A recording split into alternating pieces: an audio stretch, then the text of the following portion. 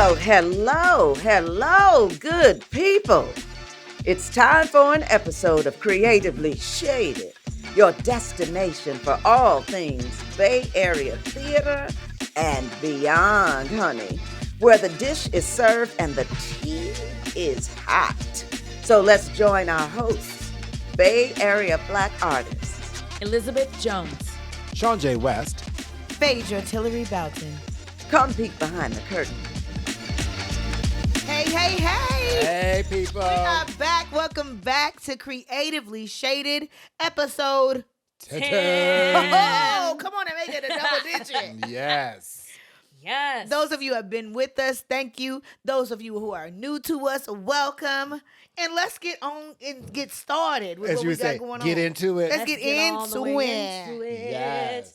All right. So let's talk about some of the shows that we've been seeing. Yes. And one of the shows that we saw, Unpacking in P-Town. Yeah.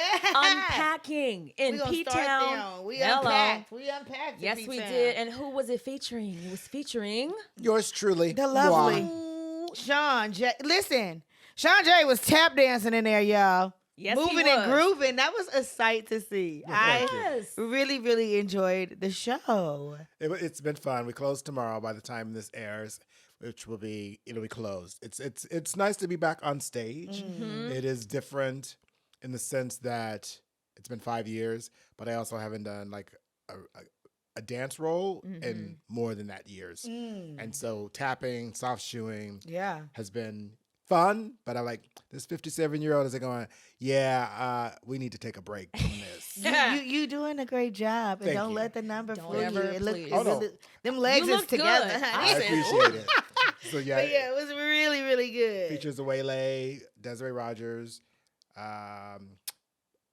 Matt Weimer, sorry if I said your name wrong, and Stephen Kanaski. Mhm. And so, yeah, And it was directed by lit by Dr. Stephanie, Dr. Yes, Stephanie and Dr. Johnson. Stephanie. and directed by Kimberly Ridgway. Yes, incredible show. We loved it. The story was really wonderful.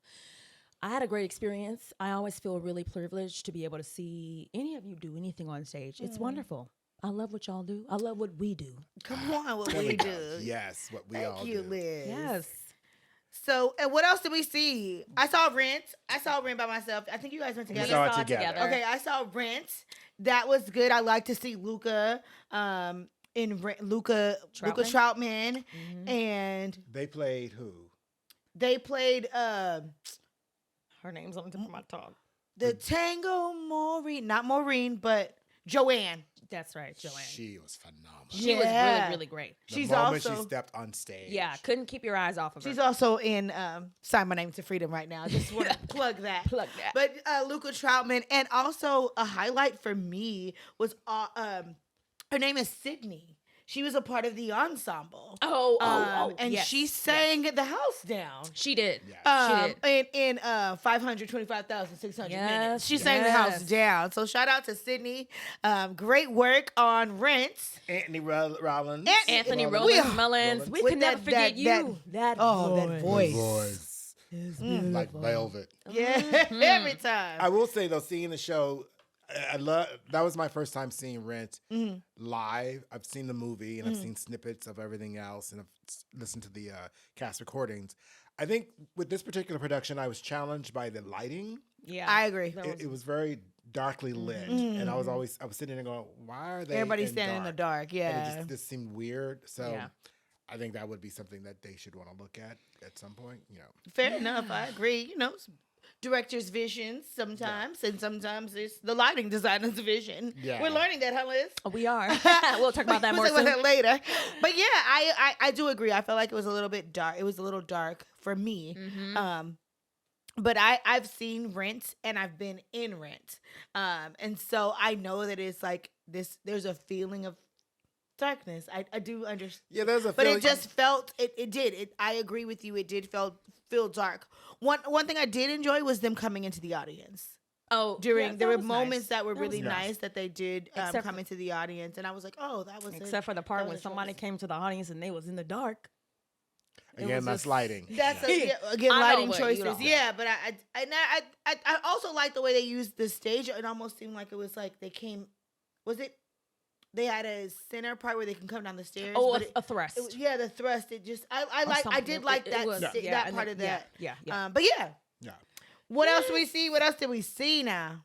Dirty White Teslas make me sad. I did not get a chance to see it because I am in production right now. Liz and I attended Dirty White Teslas Make Me Sad. And that's playing with who? Say it again. Who is it playing? It was at the Magic. Yes, it was at the Magic Theater. Oh, we don't have one of those. We don't have. You know what? It's because they had an electronic program. Right. They didn't have a paper program. But it was by Ashley Smiley. Yes. Was the director. The writer. Pardon me. Was featuring Tanika Batiste. I'm like people's names. Anne Marie. It featured a lot of y'all. Yes. I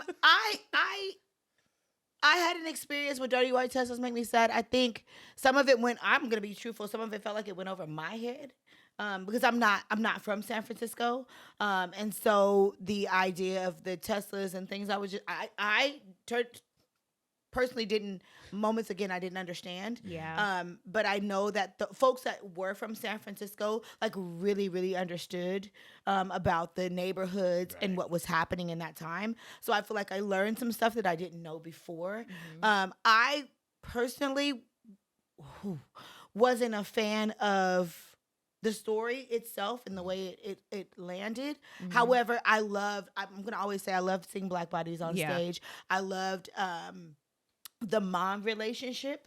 I think it's a difficult Black moms and their daughters and how we process things and how we process relationships with our mothers. I think that was interesting to see. And the strength and the struggle with as a mom, you want to see your child grow and be and do all these things. And sometimes they're just like, I'm not feeling it. I'm not or they are influenced by other people or whatever. Right. And so the struggle between that relationship, I feel like I could relate to. Okay. As someone who I did grow up in San Francisco, I spent a bulk of my childhood there, and being someone who I haven't lived in the city since I was 16, and I could relate to some of the neighborhoods, but I guess my issue with it was trying to understand and connect the underlying issue. There was a couple of things going on. There was the drugs, there was drug abuse, there was the mental illness, and just there was a lot happening, and I was trying to understand it. And then there was interesting visual lighting stuff that was happening with projection. The set was very cool. The set was really cool. The light, with the way they brought the vision of the city in. The set was cool. Yeah, I think it has the beginnings. I think keep workshopping it. Yeah, and I'm always thankful, like you said, Phaedra, to see us on stage, and telling our own stories. I just didn't get the full picture, but I still enjoyed the overall experience. Absolutely, because we also went. Oh, I gotta tell this. We also went. And I felt like I was in a Black space, right? Because we ran into people that we knew and we hadn't seen for a long time. So there was this loud Black girl corner, before the show started. That was well, girl, I ain't seen you in a long time. And it was this whole buzz, and it made me feel good because it was really all of us were theater people, and so if anybody got offended by us being there, I felt do you know all of us have been on these stages that you were sitting in this art? It was so loud and so we were vibracious. But it was so good to So you felt safe. Yeah. Yes. Absolutely. Because it was one after another. Yeah, it was hey, and then we all sat there, and then even after the actors came out and was we thank y'all for being there. Thank y'all for having that energy. Thank y'all for the the ahs, the snaps, the things. So that made me feel that's gonna always make me feel good. So I love seeing Black art, and I love when Black art is seen by Black folks, and it's a bunch of us in the room. It was a good vibe. It was definitely a good vibe. Yes. And ShawnJ, you saw Pipeline? Yes, I got to see Pipeline playing at the African American Shakespeare Company, directed by L. Peter Callender, featuring I did not get a program because it was also digital. And I went during their student matinee because I couldn't go. Leontine, Bele, Bong, and Michael's Gene Sullivan. He's in it? Yes. And he working hard too. Working hard, really hard. And so it was a really good production. It was one of those things even though it was a student matinee, and sometimes students don't always get some of the stuff, but it was still great to see. It's a great story, very well executed on stage, and it's one of those things that you wish it would have had a longer run because I think they only ran. Yeah, they didn't have a lot of like dates. Yeah, and it was sort of like, darn it. And so yeah, I wanted to see it, but I'm not gonna be able to make it because I don't like know it's if close I'm tomorrow, gonna right? Yeah, and I'm tomorrow. gonna try tonight, but I don't know. if you can, I would say Because go. my family is over. It's Easter. Well, I would say it's worth it. It's on my to do tonight. If you can, Yeah. By the time you all see this, it would have closed, It but it would was have really, closed. really, really a great production. It's in San Francisco, yeah. San Yeah. Francisco, yes. Ooh, all right. Also, just to let you know that whenever you see us out in these theater streets, just tag us and be like, oh, I saw ShawnJ, I saw Phaedra, I saw Liz. We would love to connect with you. So feel free to come up to us respectfully and say hello. Yes, and last night I attended The opening night of Sign My Name to Freedom with SF Batco, of course, highlighting Kathleen Ridley, Luca Troutman, Jasmine Milan Williams, oh Lord, Tierra. What's Tierra's last name, y'all? She gonna kill me. She is gonna kill you. Tierra and who else? Tierra Allen. There you go, Tierra Allen. And then a bunch of dancers, aerialists. It was opening night. It was a buzz in there, of course. And it felt good. It was good. It was so good. I'm excited for the world to see this show. It's a world premiere for sure. And one of the things, and I know y'all haven't seen it yet, and when y'all see it, one of my favorite things about this is the actors get to play several different roles. Like they get to jump in and out of characters. And I love that. And I love watching actors do that. And I love watching, which is a new thing, watching lighting help it. Yeah. Watching lighting help it go. Yeah. Ooh. Yeah. That like there's some really dope moments in this show that allow actors to act. You mean do their craft? Yeah, and we're like not just. And I one of the things I do love is being an ensemble member because even though you don't have a bunch of lines, you get to go like I go off stage and turn into this person and come back and turn into. And all of my characters always have like a storyline, right? So this is the cool thing is to watch all it, and they're all transforming, like not going off stage, like literally in the moment and going like.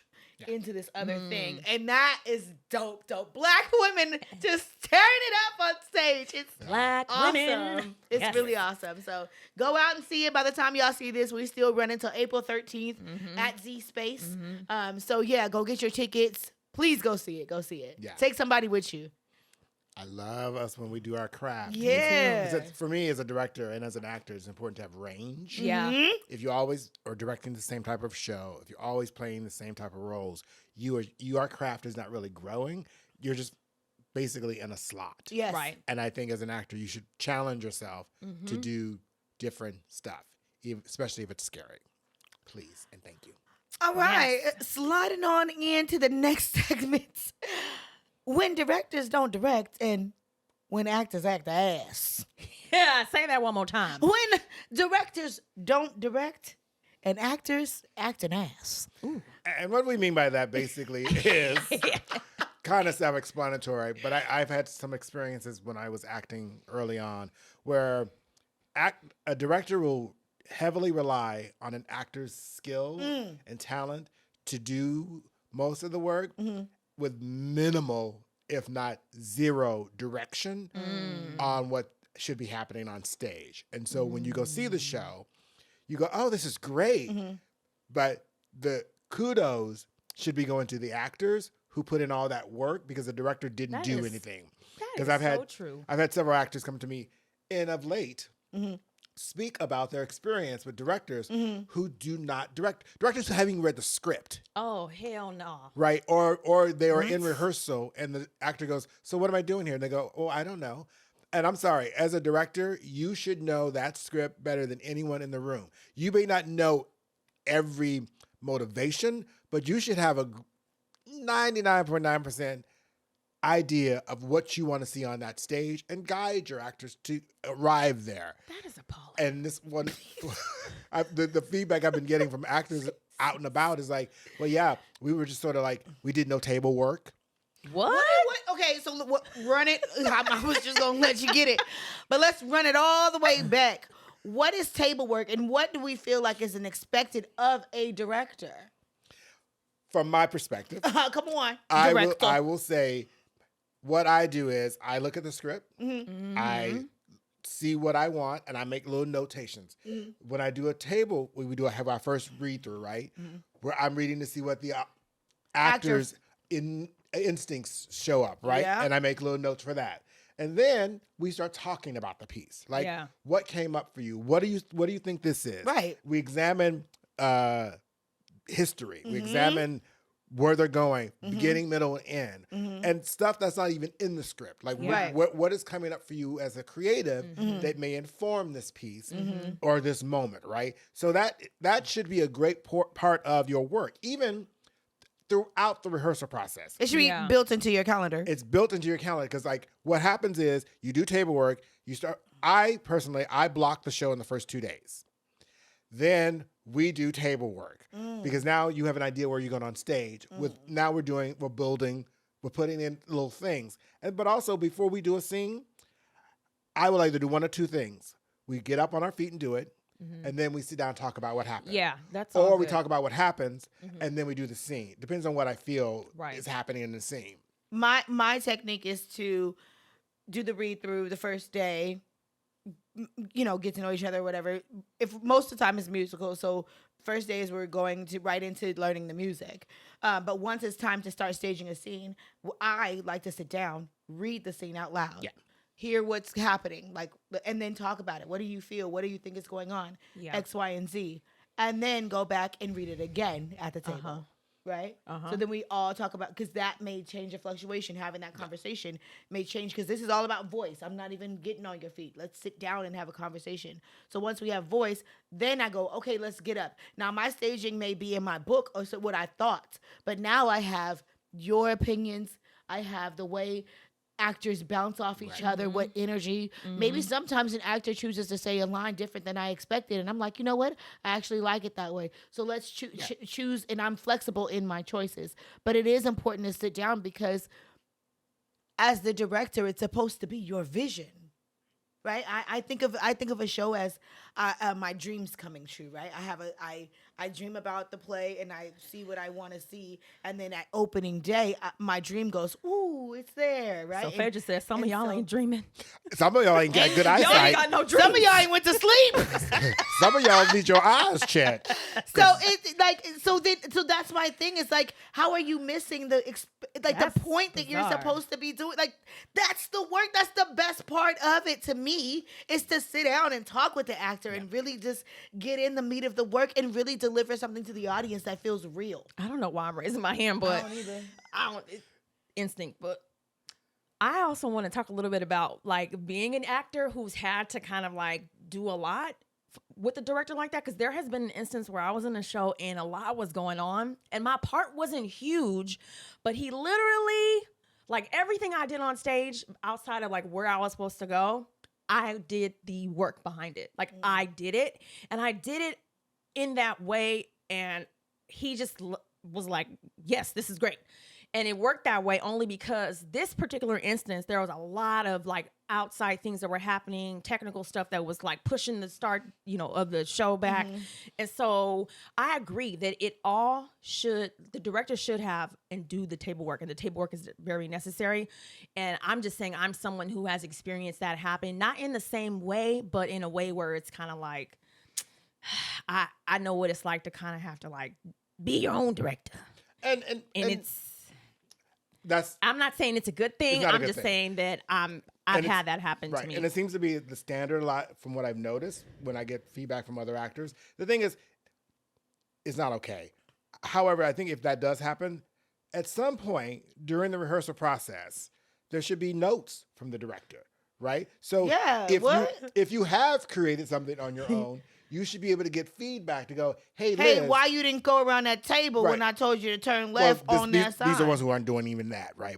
These are ones who just... I didn't. So you're not telling people where to go on stage? Well, this might be the case, and this is what, in your case, where That's not directing then. What you doing? You supervising. You're not even doing that. And the thing is, I think in your point, if they are doing that and you're doing all that work, their job still is to, when you're in rehearsal, go, hey, Liz, so I noticed you're doing A, B, C, and D. Can you actually maybe change that to this? Then at least they see you. They see what you are bringing to the table, and they're also helping guide you. If they're not even doing that, why the are you in the room?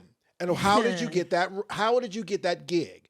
Because I'm repeatedly getting told from actors, well, they didn't direct. We didn't do any table work. And even in the rehearsal room, they let all chaos go crazy. We started late. We never started on time. It just seems like we need to do better. And as actors, you all have the power to say something. Yeah. Like if something's being asked backwards, you need to go, I'm sorry. That's not working for me. Right. I'm going to need you to direct me. Advocate for yourself. Yep. You know, because if you do it and there's other actors feeling that, you've now voiced it for everyone. And now everyone else feels that sigh of relief going, oh my God, I was thinking the same thing. Yeah. You know, and it creates a better environment. And it also challenges the director to be better. Like we should not be resting on our laurels or our name because we got that gig. And how do they get that gig? All that other fun stuff is, other questions you can totally ask. And then on the flip side, actors who act in ass. Why are you acting an ass in the rehearsal room? Why? Okay, so what does that mean? What are we saying when we're saying that actors are acting You're sucking ass? up the space and the energy for yourself. Ooh. Like everything about the show or anything that inconveniences you has to be spoken out loud and has to affect everybody in the room. Can If you have give a an more specific issue- example? Huh? Can you give a specific example? Like about, so you were saying that actors who are acting up. Yeah. Like give something specific, like of what happened. I've been in so many places where actors have acted an ass in the room. Like, for instance, you're not listening. Like maybe you're on your phone or you're talking and you miss a direction. And now we're having to go back because of you. That's acting an ass to me. That's inconsiderate, everyone. Right. Or you feel uncomfortable with something, I don't know, that's happened in the room. And you feel like you got to stop the whole room to have a conversation about that. And instead of pulling that person to the side or hey, on our break, let's have this conversation. Yeah, they're kind of like grandstanding a bit. Yeah. And an element, excuse me, an element that I say is acting an ass. And this is just something that I recommend for all actors, even though you may think you have it. Please, please, please, when your director or stage manager gives you notes, write them down. Oh my God. You will not remember it in your head. We hate repeating ourselves. I shouldn't say we. But I hate repeating myself. Please write it down because I can tell you right now what happens is I will give you a note, and if I see that you haven't written it down, and then we do the scene again, and you mess it up, and you mess it up again, because you didn't write it. And I say, if I say it again, I'm not director goes, so you may want to go get a pencil right now and write this down. Well, see, that's what I'm doing with children. I am teaching. I'm dealing with that with my junior high school students. I'm repeating myself and I'm teaching them. And I'm like, you didn't write it down. And I'm having to stop again because of you. And I'm having to go back because I know my show. I know how I directed it. And if you're supposed to walk right around this pole and you walk left around this pole, that don't work because the reason why I had you walk right around the pole is because everybody left out the door on the left side. So if you coming in, you got to come in on the right for it to make sense. Those little things, they might not make sense to you, but as a director who's directing, when you're not doing my stuff, I'm gonna call it out, and so if you're an adult in the room, you should know how to write stage directions. If you don't know, please go look that up. Cross downstage, cross upstage. Those kind of things should be in your book. A feeling. Like even your monologue, sometimes I'll circle words that I want to put emphasis on and things like that. Like do your homework and be ready when you show up in the room. That's acting an ass is when you're not ready. When we're all the way at tech or dress rehearsals and you're still calling line. You're not ready. You're not preparing yourself for this. And this is not, and actors sometimes get it caught up that their show is not just about them. No. Yeah. This show has lighting designers that's their job. Their career, their art too. So they need to have their time. You've been working on this for 2 months, 6 weeks. They get 3 days. Yeah. They get 3 days prior to just so does sound. And that is their career. That is their. So yes, the work is yours, but it's ours. Everyone wants to look good. Everyone wants to have their work look well, not just the actors. So you actors, your job is to be ready before you get to tech. It's to be ready so that those folks that have their careers on the line can do the work that they need to do. Right. There's a level of professionalism that is not being adhered to. And then I'm wondering are people getting vetted? Well, I think it's Sometimes it's word of mouth in the bay. I'm not Right. even gonna bullshit. But I want to before we start, I want to wrap up on that. So I think another key element, because we had talked about this before, acting an ass in the room, is also being graceful of your fellow actor, right? And like at a certain age, like I can't do Shakespeare anymore because I can't memorize that stuff. I never did it because I anymore, can't do right? it. And so I know when I was doing it, and I noticed the struggle I was having to memorize my lines is some of my scene partners like going, "Can you just learn your lines?" And I wanted to cold cock somebody because it implied that I wasn't trying to learn my lines when I was. It just was taking a little longer. So I think have that kind of compassion and grace. Now, this wasn't Tech Week, right? This was like maybe 2 weeks in, and they were already off book because they're younger and they were easy for them. But give me some grace, right? But the other thing is that when you're in the room, sucking the air out of the room, it's taking up space. Is also when the director gives you a note, take the note. Take the note. Take it. You may disagree with it.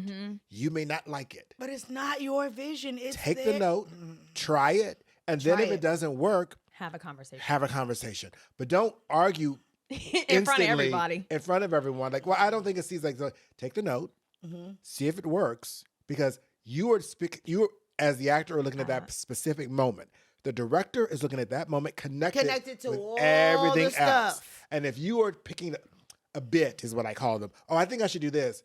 That may not be connected to how the character moved in Act 1, and at the end, there's a connectivity that the director whole sees. way. There's an arc. The arc. And if you are thinking, oh, I know this better than you, it's like, no, you were trying to grandstand and not follow what I'm trying to tell as a story. So to that point, yes. And vetting. And then before we get to that, you just made me think of something. So what about actors trying to direct other actors? Oh, no, baby, don't. Sorry. I'm sorry. Because last night an actor gave me a note. And I am one of those actors and directors. Actors don't give other actors notes. Nope. Period. Now, you may be in a scene with me and we can have a conversation about the scene. But if you at any point say, hey, ShawnJ, I think you should do this, that's where we're going to have a problem, right? Because that's not your job. That is the director's job. And so an actor gave me a note last night right before we'd just been called places, and they gave me a note. And anyone who knows me knows we know you. Don't do that. Baby girl, I almost lost my ish. But we were just, and I opened the show, right? Yes. So don't do that to me. So they did that. But you guys are weeks in. What are you giving me notes about what for? Well, unless it affects, not even that it, like if it affects your character, like for instance, hey, my notes for you is like, hey, do you mind taking 2 more steps to the left because I'm running into you at this moment? That's to me not a note. That's like that's all how you That's a frame it too, safety though. thing. right. That's a safety. That's a safety thing. So what are you guys are closing tomorrow? Okay, right? so I can talk this tea, right? No, I'm just asking. No, I'm waiting for clarity. Hold on. You guys close tomorrow. Yes. And someone had a note for you last night? Yes. For why? Well, the thing is, this note wasn't a note. This note was about getting a bigger laugh for them. Oh, no. And it wasn't about what my character would do. And when they said that, I said, do not give me notes. But the problem is I was hot from that point on, which impacted how I performed last night. I was hotter than fish grease. And I could not get it out of my head. And I was like, oh, snap. I've got to be on stage with this person who just gave me a note who ain't got they ish 100%. Whoop. And I would give you credit if you 150% on your game to get, but no one, unless you're a certain person, can give me a note, and that person wasn't in the show. And you ain't the director. And it's like, actors do not give other actors notes. Don't do it. You may think you have the best idea in the world, but I can guarantee it has nothing to do with the director's vision. It has more to do with how you see how you would play that moment. And that is not what that is about. Oops. Well, and more on acting an ass. Understand.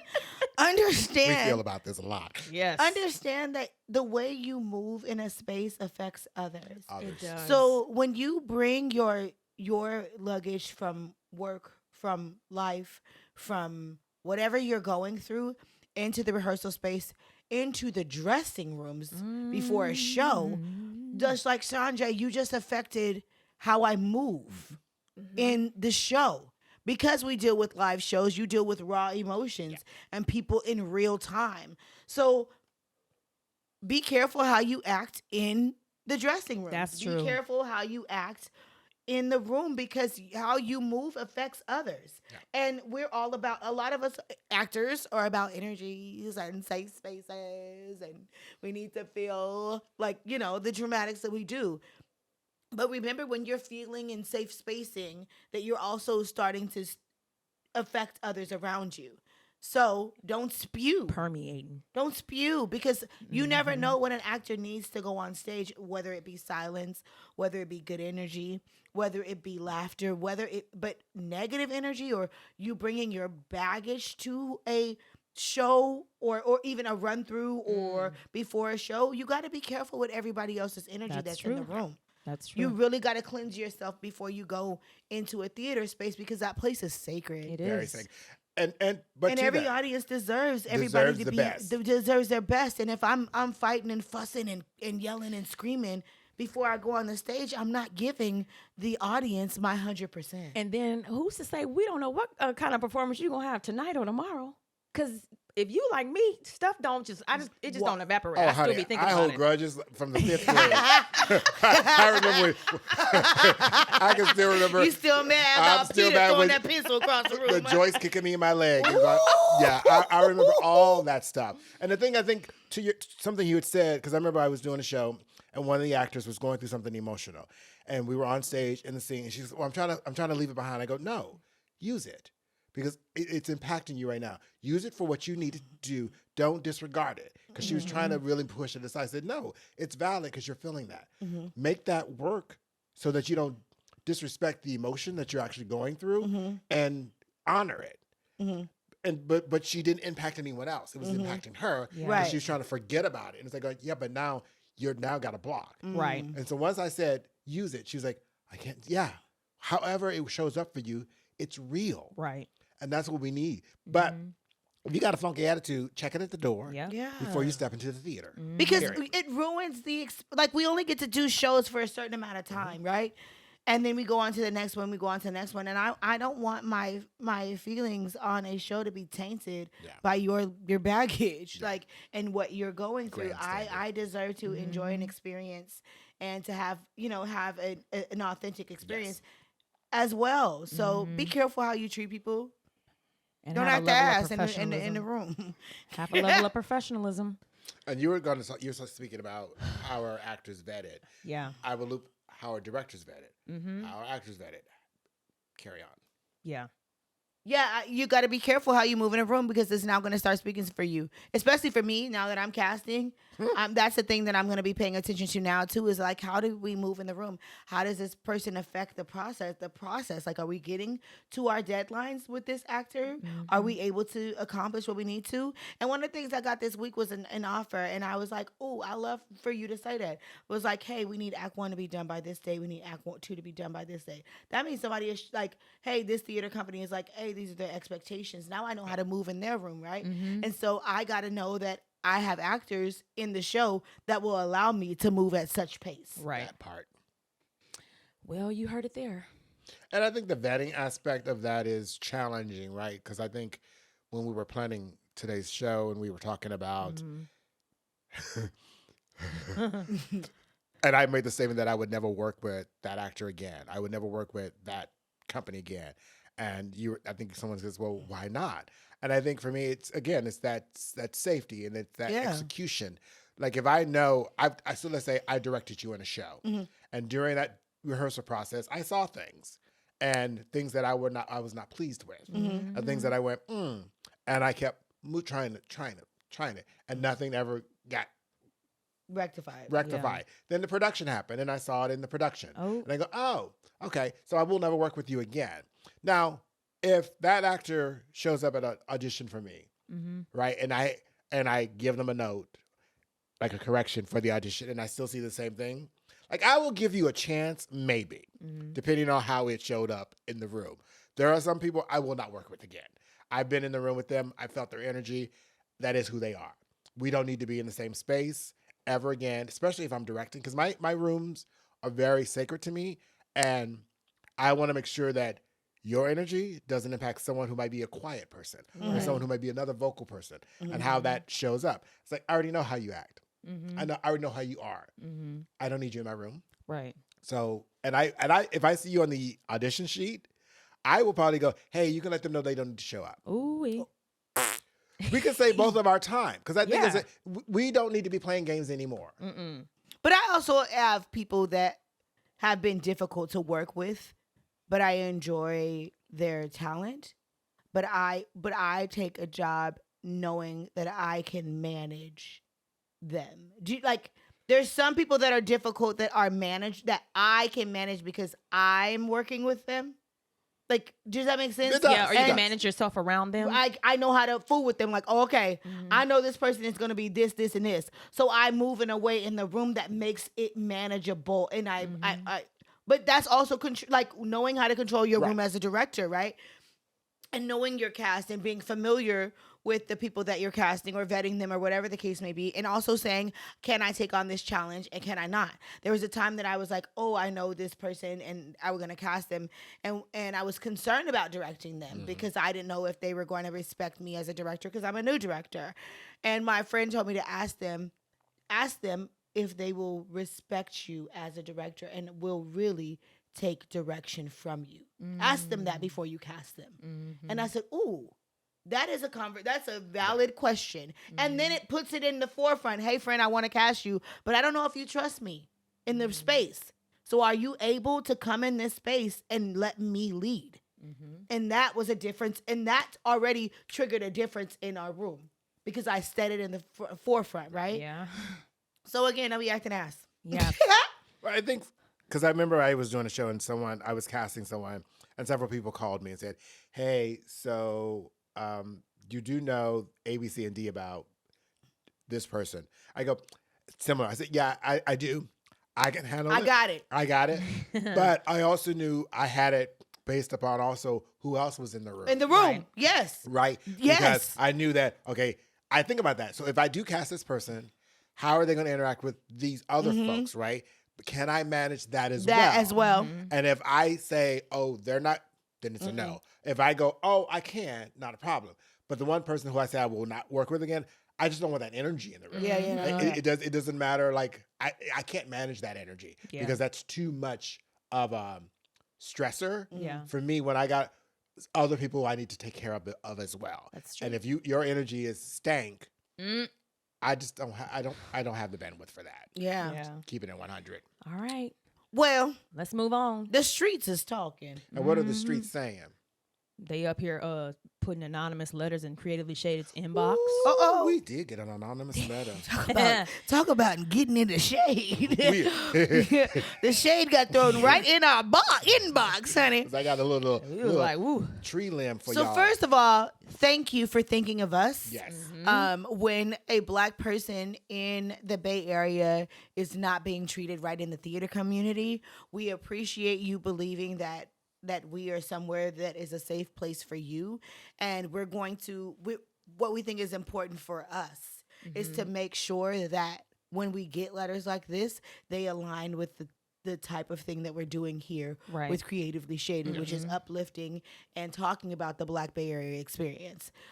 So I say that to let y'all say what you got to say more. And I would add to that, not only uplifting, but also holding us accountable. Fair. Because I think what we don't want to do is just simply yay, without the this should not have happened, right? And in this instance, with this particular anonymous email that we received, it's in regards to Marin Theater Company. Y'all know them. And they have been mentioned on what is that document? The living document. The living document. And so that document lived, died, lived again. And so they have issues, and they continue to have issues. And so this document that we're not going to go into great detail about, basically it was shared with us about some of the staff who work there and the treatment of the African-American. The Black staff was being mistreated. Straight up and down. Especially the Managing artistic director. And so we can't go into all that because they have stuff that they're talking about. But what we would offer is similarly that Marin Theater Company still has its issues as documented in the living document. Yeah. And we highly recommend any Black person, Black staff, Black anything, or person Black of color, creative. Black creatives who are thinking or considering working in that space is to do your due diligence to make sure that if you do make that choice to be there, be aware you need to protect yourself. Tread lightly. That's our call to action. Our call to action is for Marin Theater Company is to tread lightly, and we don't say that lightly. No. There's been a history of poor treatment of folks of color. Don't get me wrong. Have we gone there? Yes. We have gone there because we are going to support folks of color when they are in spaces that are not designed to support them. Right. Well, ShawnJ taught us that on the first episode. If did. you haven't seen it, go back and watch it. He got us together. We did learn to support our artists, whether we agree with the theater company or not. Right. If there's a Black body on stage, a Black support. creative around, we are going to support you. But we are telling you, Black creatives, the letters that we are getting inboxed about, it's saying that it's not really a great place for us to work at this time. That's right. So tread lightly. They don't often hire us here from the Bay Area. So this goes out to folks who are from somewhere else. Yeah. That's true, T. That is the pettiness of me as well. That's true. But again, I say we received the letter. We agree with you. It was documentation. I mean, pages, baby. Pages of sugar, honey, and iced tea, okay? Yeah, and we will follow up with this once. We do. We plan a follow up. I'll say that. Stay tuned. That's Stay tuned. right. We just More want to make sure come. we are. More We to want to make come. sure we are adequately taking care of our family before speaking on it. But we know the history of Marin Theater Company, and so we just want to say to you, be careful. Yeah. All right.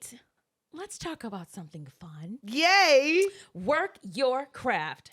How myself and Phaedra are flexing our multi-hyphenated artistry. Yeah. We actually individually applied for this program called Lit from the Black, where we were asked to become on board to be lighting fellows, where we are studying under Dr. Stephanie Ann Johnson. Hey! ourselves, and I think about 16 17 total women. Yes, 17 total women. Black women. Black women of color. people, Black women of color, are Yes. identifying. And it is incredible. It's in Oakland, It is in Oakland. which is close to home, amen. And Afro Urban Society Yes. is the organization that has invited us to come on board. And we are entering into our third week of class. And we've been up on some ladders. Yeah, if you watch our Instagram page, you've seen me, Liz. We got to get your video. I can't find my video. I looked in haven't. Instagram. I haven't put it up because I took like the whole video. No, I know, but the piece Well, that I'm you gonna gave me- airdrop it to you. Anyway.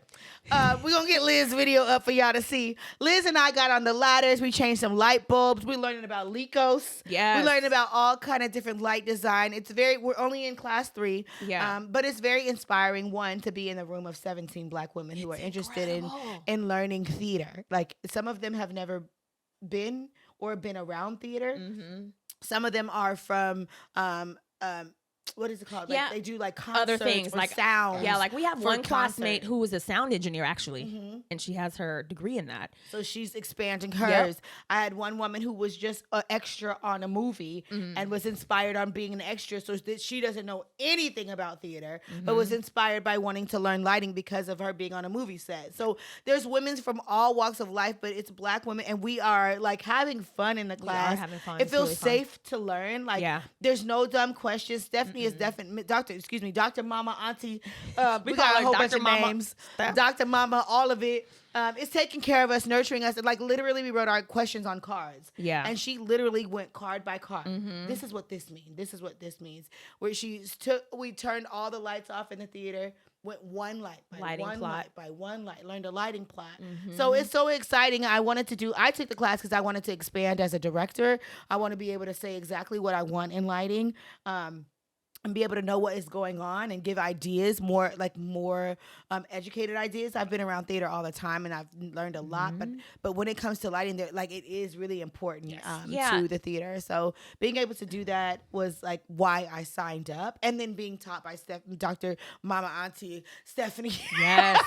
And I took the class because as a part of my requirement for my baccalaureate, I did have to take stage lighting, but I was like, I'm an actor. What am I doing here with a wrench? So that basically meant that I don't remember anything that I learned.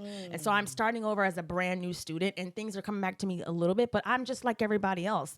And so I feel really privileged to be able to be a part of this process and to also possibly work as a lighting designer to help supplement my income. Come on. Shoot. I get all the coins. I gotta get my coins. And so what's gonna be really cool is that it's gonna end with a culmination of a final project that we're gonna do. We got homework, so y'all. Stay tuned. Having homework and having a deadline. Yeah, having things to do. Oh yeah. Forgot about that. Yeah, on top of all the jobs we have. Yes. So I want to talk about our final. Can we talk about our final? Yeah, go ahead. So our final is we have a partner, right? So we got partnered with people, and Dr. Mama Auntie Stephanie Johnson partnered us with. She like looked at all of our skills. Like we had to submit who we were, what we worked on, while we were in this class, and she partnered with either people who were like not really knowing things from theater and people who were like heavily in theater. So you got the partnering wasn't random. It was on purpose so that you can teach or learn from someone else. Yeah. And then we have to bring in, I think it was a 5-minute piece. Yep. We have to bring a 5-minute piece. It could be a monologue. It could be anything, right? Yeah. Anything we need to do.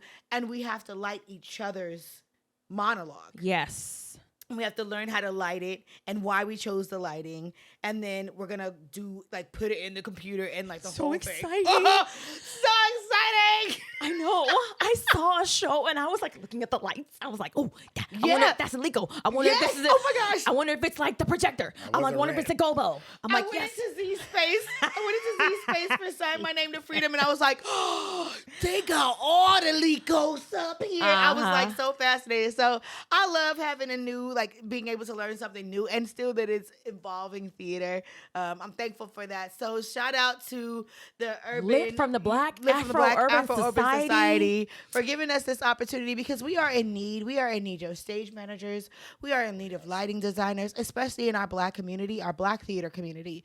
A lot of people have comments of like, well, why? I'm doing a Black show and everybody everybody working on it ain't Black. Why they didn't find this? Why they didn't find this? I am on the other side of the table. It is not as easy as you guys think, and I'm just gonna put it out there. Well, it's not easy also because there are, but then they get booked. They're booked because everybody's looking for a Black this and a Black that, and we're all looking for it. Yeah. So I love that they're making this this program. Yeah. I encourage other theater companies to find ways. If you are missing something as your theater, and you constantly feel like you're on a search for that, come and find a way to start a program to teach, to educate. Yeah. We need to educate and start bringing people up. I'm getting older. ShawnJ's getting older. Somebody got to come up behind us and keep this thing going. So offer a way for people to be educated and learn these positions.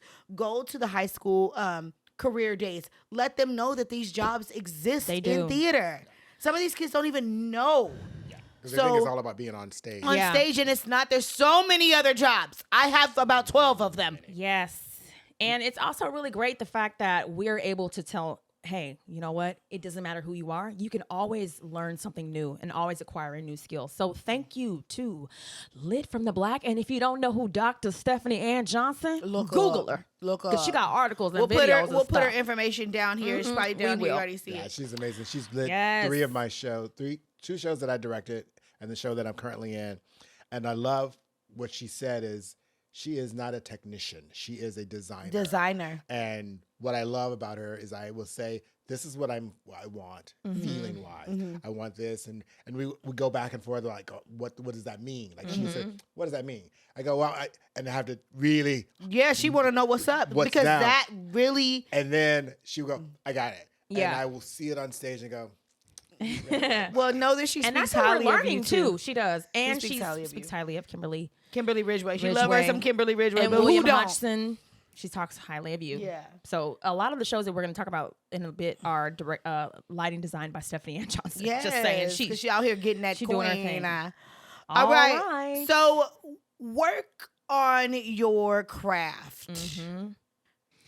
Oh no, sorry, we already talked about that. Look Girl, at me, where I can't you read. at? It's We are time now for your favorite segment, Center Stage Shade. Bound chicka wow wow. Stage shade. Gonna get into it. Don't put no stank on it. Really, don't put no stank because it's already stanky enough. So what are we talking about? Personal hygiene. Hey, Seriously. Don't put no stank on it, okay? Put some deodorant on so it. stop coming to these theater shows and from the Rehearsals. gym or from wherever you was and what you was doing without having some kind of cleanliness of yourself. These costumes are not out. They're not your home costumes. They ain't your own clothes. Change your attire, okay? So we understand you're going to sweat and perspire while you're running a show. But you can't sweat and perspire before the show start. And before the show start, you're offending everybody in the room with your hygiene. And breath. And Ooh, you went there. Sorry, that's a part of hygiene too. It is. so don't put no stank on it. Make sure you are coming to rehearsal smelling decent. I mean, not a whole bunch of perfumes and sprays and all Please, that. I ask But no just perfume. make sure Yeah, that you are being respectful to others that are in the room. Again, in the dressing rooms, you're sharing space with others. Yeah. Like the other day, I had my kids and I had to open the window, and I was like, "Wait a minute! There's too many smells going on in Oh, here." Lord, hormones. And those are junior high school students. So y'all grown selves, don't be going nowhere and having the stank on it. And it's, even if you do, so let's say you walk to rehearsal and you know it's like a 10 block or 20 block, you're going to get to rehearsal a little musty. Bring a You washcloth. get a wash rag and a little soap Go with into the you. bathroom Or and even wipes. do something. They have 'cause it hygiene it's wipes these please, days. especially on costume fitting days. And if you are wearing a costume, this is what I do: is I always bring a undershirt so that my skin is not on the actual costume itself, so that the shirt doesn't get stank during dress rehearsal. Yeah. Also, these costumes are reused. They like are. some Somebody of else we wore 'em. or we rent them from other places, and we want to return them so that someone else can do this show, so that someone else can use this thing. Yeah.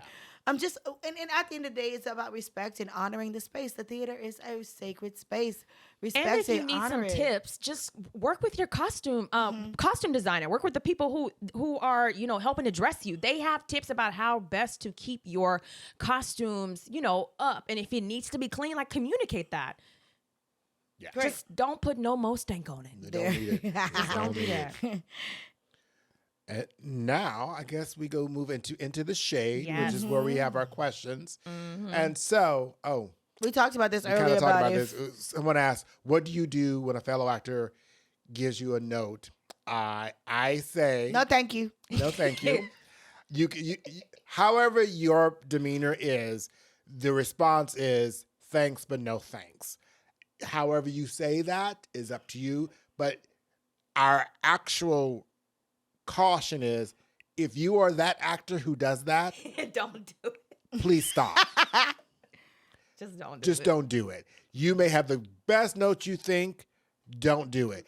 And if you have an idea that may help an actor over a hurdle, ask a question. Hey, so what's up with that? I notice you're doing this. But Or even ask permission. director. ask permission. Do you mind? Hey, do you mind? I have an idea. Do you mind if I give this to you? I think asking permission rather than just volunteering it should be a thing, right? Yeah. Yeah, always ask permission. But it also, before you ask permission, ask yourself why you are What's the giving- motivation behind it? that no. Because Yeah. because if your idea is to go, oh, I don't like the way they're doing this. I think they should do this. Don't. Moving on. Yeah. No Yeah. thanks. All right. And another question we got is, who do you go to if your director is being mean and using inappropriate language? The artistic director, there should be a hierarchy in There is. place. There should be somebody that, like, usually in equity shows, you're supposed to be able to report it to your what is it called again? Production manager? No. Stage manager? No, you vote for the Palms, bud? You the one who equity. I know, but it's been a long day. Sometimes, while she's thinking about that, sometimes there's ombudsman people who are a part of Deputy. the cast. You're like your deputy, your union rep. Shot Union the person. sheriff. Sorry. Anyway, so But you're I supposed to did be able to not shoot report the that to them. But if you are, one, email your artistic director or whoever you have, or whoever is you're supposed to be assigned to. And say how you feel. I think it's valid to hear from the actors. Don't think that you have to be in a room that is unsafe or that doesn't feel good. Of course, the theater company doesn't want that for you. I'm hoping, depending on what theater company you're working for. Advocate for yourself. Advocate for yourself. Yes. Definitely speak up. It is important to speak up and that we all feel safe in the room. We're not out here operating on people's bodies or, curing cancer. No, yeah. So what we do is special and unique and it's divine, but you're a human first. And nothing can come from you. No creativity, no incredible work, none of that can come if you are not feeling safe. And so please advocate for yourself. Because when you advocate for yourself, you also give others permission to advocate for themselves. Yes. All right. So what should you be going to see? All right, so we're going to do a little spotlight on our very own James Aaron O, an editor. He's our editor for Creatively Shaded. Hey, James. And he's currently performing in The Great Leap with CineRep at the Lesher Center for the Arts. When an American basketball team travels to Beijing for an exhibition game in 1989, the drama goes deeper than the strain between countries. For two men with the past and one teen with the future, the game is a chance to claim personal victories on and off the court. This perceptive new play explores the cultural and political risks of raising your voice and standing your ground. Come on, now Liz. playing until April 7th. Ticks at LesherArtsCenter.org. I saw it. It was incredible. Bravo, James. Go see it. Go see it. And also, go see Sign My Name to Freedom, the unheard songs of Reid Soskin at SF featuring Kathleen Ridley, Tierra Allen, Aida Prezada, Jasmine Milan Williams, Luca Troutman, and director Elizabeth Carter. How do you chronicle 102 years of life? Bay Area icon Reid Soskin has survived it all. In this world premiere musical based on her life, acclaimed playwright Michael Jean Sullivan weaves Soskin's original music in and out of dialogue between the four Bettys: Little Betty, Married Betty, Revolutionary Betty, and Ranger Betty, as they take us through a century of the Negro, colored, Black, and African American experiences of this amazing woman. Now playing until April 13th. Tickets at sfbatco.org. Can I just say that she did live through all of the names? Being 102, like she's been called all the names. Yeah. That's crazy. We're reading it out loud. And we recommend you see Larry the Musical playing at the Brava Theater. Features Jocelyn JoJo Thompson Hey, Jordan JoJo. and a predominantly Asian American cast. Inspired by the book Journey for Justice, The Life of Larry Italion, I apologize. Authored by the late historian Dr. Don Mabalon and Gail Ramasanta, the musical pays homage to Larry's remarkable legacy, breathing life into his extraordinary journey. It illuminates the pivotal role of the Filipino-American community in shaping his leadership from his beginnings as a 15-year-old activist to his posthumous induction into Labor International's Hall of Fame. Playing now until April 14th. Tickets are available at larrythemusical.com. All right. King Liz at City Lights Theater Company featuring Fred Pitts, David Morales, and Damaris DeVito. Veteran sports agents know they have to fight to stay on top. If you're a woman, a Black woman, it's doubly hard. With an elite client roster and nearly an unbeatable drive, Liz Rico is poised to take over the agency that she's helped build. Taking on a high school basketball star with a troubled past, temper as hot as his talent, he could make his career and hers if she can keep things under control. But at what price? Now playing until April 21st. Tickets at cltc.org.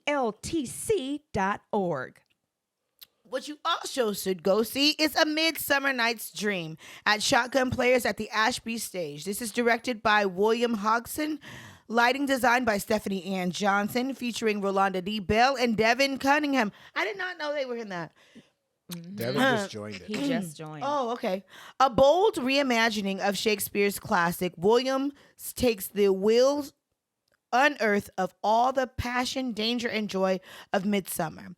The warrior queen, Hippolyta, is compelled to marry her captor, Theseus.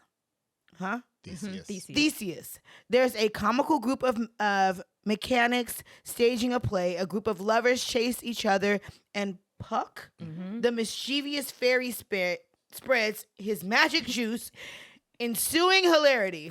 Now playing April 27th. Tickets are at shotgunplayers.org. Why y'all give me that? Why y'all give me that? You see how they treat me? I couldn't get none of that out. Shakespeare. It was fitting. Because It was fitting. Because some people say Hippolyta, some say Hippolyta. You know, but it was great that you did that, and I loved when it said, "Spreads his magic juice." Is that what it It's says? sweet That's what it hilarity. says. So I was Straight like, from the website. woo, I think that we got some naughty going on Yeah, there. dang. Anyway, moving on. So next up, we have the Blue Door at Aurora Theater Company, written by Tanya Barfield, directed by Daryl V. Jones, lighting design by Stephanie Ann Johnson. Come on, Stephanie, out here. It features Michael J. Asbury, James Mercer II, and understudy Ron Chapman. Oh, Ron. Intimate, We always intrepid, do that. inspired, Tanya Barfield's two-man play puts Lewis, a high-achieving black mathematics professor, in conversation with 3 generations of his ancestors over the course of a fevered dream as he wrestles with his own sense of self and cultural identity. Estranged from his white wife for refusing to attend the Million Man March, Lewis must journey through the past in order to determine his future. Situated in a long lineage of black men in America, from enslavement to Jim Crow to Black Power. Playing April 19th through May 19th. You can find tickets at auroratheater.org. Last but not least, A Strange Loop at American Conservatory Theater, featuring an all-black cast from elsewhere. With local understudies, Dave J. Abrams and Albert Hodge. Sorry, I couldn't help it. I had to put that in there. I was not ready. It's the truth. From elsewhere. The Tony Award-winning musical comes direct from Broadway to San Francisco. Meet Usher, a black queer writer writing a musical about a black queer writer. Michael R. Jackson's Pulitzer Prize-winning, blisteringly funny work of art exposes the heart and soul of a young artist grappling with desires, identity, and instincts he both loves and loathes. Bold and heartfelt in its truth-telling, A Strange Loop is the big, black, and queer-ass great American musical for all. Playing April 18th through May 12th. Tickets at act-sf.org. Yes. You are so funny. So funny. So you got some shows to go see. You got black folks to go support. Make sure you do so. Continue to support black art, black theater. We're out here doing the thing, and there's a lot of good shows for you to go see. Yes. Congratulations on your opening. Congratulations. Thank you. And congratulations on your Your closing. closing. Happening tomorrow. Happens tomorrow. So stay tuned with us. Make sure you are watching us, liking us, subscribing, telling your friends about us. Hit that notification button to be reminded of when we do upload new videos. Yep. Subscribe, click like, subscribe, comment like you said. that's right. Share and share. Yes. Spread the word. Get on Apple Podcasts and type in their review. There we go. Yes. We out here. And as always, stay fierce, And fabulous black. and focused. And Black. black. Black. Be well. Black. Bye.